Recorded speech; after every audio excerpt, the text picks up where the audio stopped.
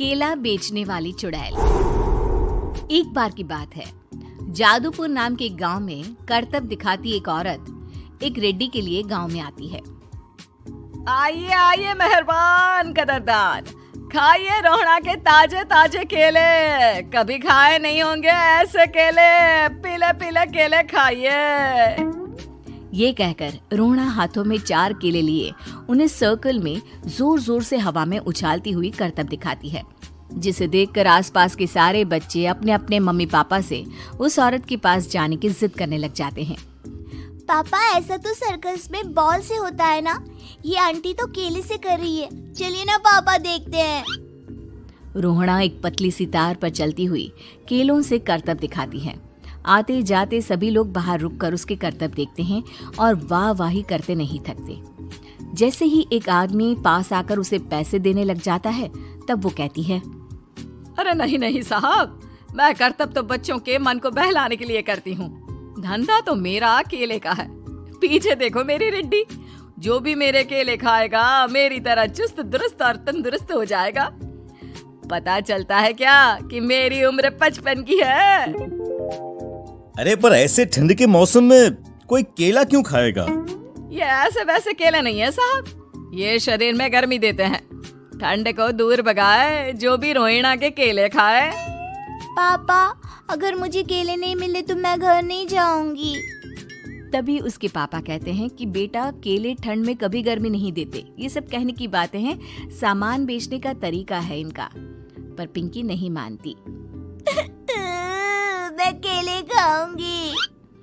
पिंकी की जिद के आगे नत्थू हार जाता है और उसे केले खरीद कर दे देता है। पिंकी खुश होकर केले घर ले आकर खाती है। अब मैं भी करतब करूंगी, कितना मजा आएगा। जादुई केले। पिंकी पहला केला खत्म भी नहीं करती कि वो बेहोश हो जाती है। दूसरे केले से एक काला धुआं आता है और रोहड़ा चुड़ैल बनकर बाहर निकल आती है। मेरे भूतिया केले बच्चे न खाए, ऐसा हो ही नहीं सकता। जादूपुर वालों, कब तक बचोगे? आ गई हूँ मैं रोहड़ा, जिसका कोई नहीं कर सकता सामना।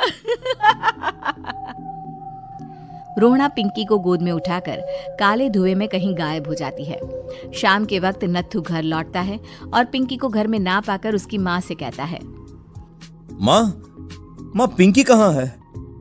अरे बेटा, उसे तो तू सुबह करतब दिखाने ले गया था ना, फिर कहाँ वापस आए तुम दोनों? मुझे लगा तू उसे अपने साथ मंडी ले गया होगा। हे भगवान, मेरी बच्ची कहाँ गई? मैं उसे घर ही तो छोड़कर गया था माँ। नत्थू गांव के घर कोने में अपनी बेटी को ढूंढता है, पर उसे वो कहीं नहीं मिलती।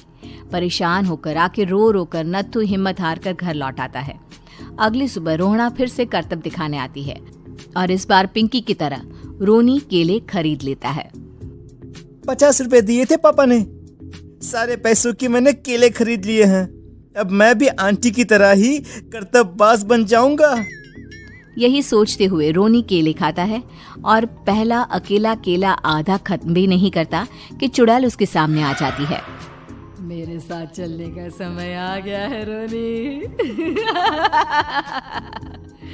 ये तो बस शुरुआत है।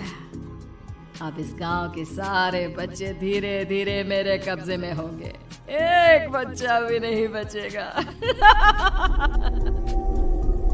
ये कहकर रोना रोनी को गोद में लेकर काले धुएं में अदृश्य हो जाती है। इसके बाद हर रोज गांव में से कोई ना कोई बच्चा गायब होता, पर ऐसा क्यों हो रहा है किसी को भी समझ में नहीं आ पा रहा था। रोज की तरह अपनी बेटी पिंकी की तलाश में नत्थू गांव के एक तालाब के पास बैठा रो रहा था। कहाँ गई मेरी पिंकी?